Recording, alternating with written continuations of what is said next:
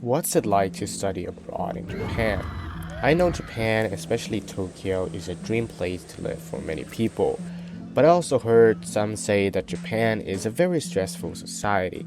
Everyone is lonely, and there are many vlogs of low income salarymen in Japan saying that living cost in Japan is hard to live off of. Today, I'm going to give you clarity on how life actually is in this video. And at the end, I will tell you what I experienced. That is, let's say, not a very good experience with some Japanese people.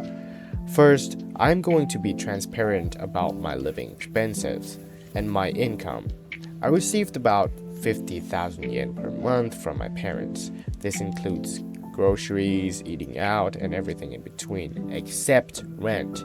I currently live in Saitama, which is around 40 minutes by train from Tokyo. However, I'm moving next month, so many things will change. For information, I have lived in both Tokyo and Saitama. I would say the cost of everyday goods like grocery is about the same for Tokyo and Saitama. My only advantage is no commuting cost because I bike to school every day. And when I move to Tokyo, I will do the same. My rent here is around 36,000 yen because I live in a shared dorm. But if I move to Tokyo, rent will increase to around 50 to 70k per month. I will say this, I recommend you sacrifice the more expensive rent cost rather than travel far. Japanese rush hour is hectic, and yes, it is really like in the viral videos you see, people squeezing into the train to get to work on time. Japanese do this because some company will pay for your travel expenses to work. Crazy, right? But that's why Japanese rather live further from central Tokyo to cut costs. I personally think that squeezing into the train every day will worsen your mental health. That's why I'm planning to buy an electric bike when I move to Tokyo. Right now, I'm apartment hunting, and the apartment I'm looking for is a 30-minute bike to school, according to Google Maps. I think it will be easier with an electric bike. Social life. Before coming to Japan, my image of social life of Japanese people was depressing, working late, salaryman, just like in those viral clips. But after I moved here, I realized younger people are very happy. They laugh with friends, they look pretty extroverted to me. So I think what really matters is the type of person you are going to be around. However, Japan's technology is so advanced that it has made it a lot more convenient for introverts out there. Like crazy fast delivery times so you don't have to go out. Self-checkout in many places, from supermarkets to malls to hotels. Living in Japan is not bad at all. You can socialize but also have your quality alone time. My example. For a normal day, I typically wake up at around 6 to 8 a.m. Then I make myself breakfast. My first car starts at 10:55, so I can do many things before going to school. Do homework, write YouTube scripts, or even go for a run or to the gym. I go to class, then eat lunch, then study for 1 or 2 periods, depending on the day, and then come back home and do homework, of course. Next, how do I spend my holiday? In Japan, public transport like trains or buses are very efficient and on time, so you don't have to spend much money for a taxi or an Uber.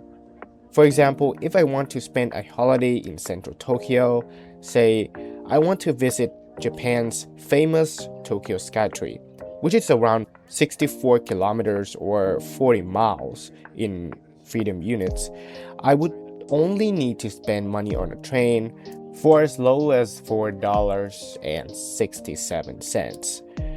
Now, I want to talk about some problems I have faced since I moved here. Traveling and living in Tokyo is completely different. That includes how Japanese people treat you. Warning, I am not assuming that every Japanese person is like this. I talk purely out of experience. Okay, so sometimes when I try to speak Japanese, I'm not pretty good at it. They get snappy and quite mad about it. However, if I use English first, when I approach them and then try to speak Japanese later on, they seem pleased and wanted to help. For this, it makes me wonder if Japanese are willing to give favors more to a traveler rather than a foreigner who's living in Japan. But that's pretty much all. So, if you're thinking about moving to Japan, please just do. There are various opportunities here in Japan. Big companies are looking for talented foreign workers as their population birth rate is currently declining. And honestly, the version of Japan you see in those viral salaryman videos, that's real, but it's not the whole picture. There's another Japan, one where you bike to school in the morning, grab a convenience store breakfast for 200 yen, and just live. No performance, no hustle culture, just your own pace. Yeah, the language barrier will humble you. Yeah, the rent in Tokyo will make you do the math twice, but you'll figure it out. And the fact that you're even watching a video like this means you're already the type of person who will.